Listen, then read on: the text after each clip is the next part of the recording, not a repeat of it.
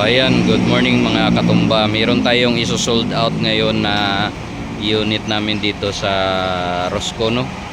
Meron na itong bull guard at saka step board mga katumba. Scrum po ito 4x4.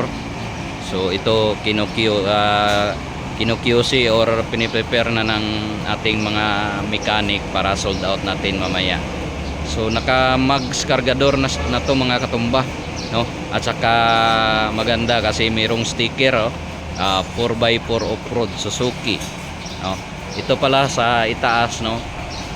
Powered by Rosco Motors. So ayan mga katumba, napakaganda ng quality ng aming unit mga katumba at saka physical, no?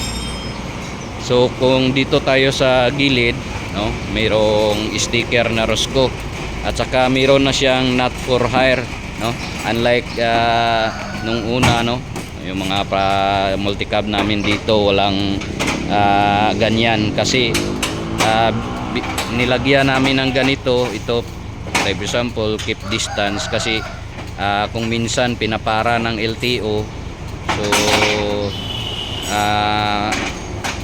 i-apprehend sila pag walang ganitong sticker, no, kaya nilagyan na lang namin. At saka mga katumba, mayroon na siyang step board, no, yun yung napakaganda dito. Kulang lang to sa washing mga katumba. Pag mawasingan na to, makikita mo ang kagandahan. So ayan muna, dyan lang muna yung ating video mga katumba, and sa susunod, no, mag update ako sa inyo mga katumba. So thank you, bye bye.